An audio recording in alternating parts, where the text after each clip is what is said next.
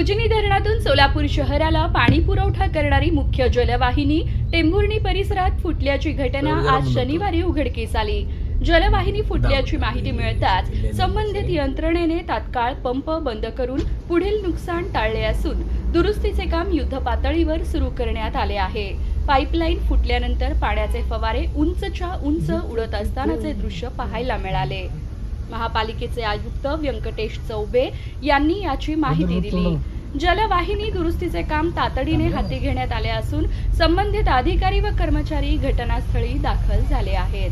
काम शक्य तितक्या लवकर पूर्ण करण्यासाठी आवश्यक यंत्रसामग्री व मनुष्यबळ तैनात करण्यात आले आहे। या बिघाडामुळे शहरातील पाणी पुरवठ्यावर कोणताही मोठा परिणाम होणार नसल्याचा दावा आयुक्त चौबे यांनी केला आहे।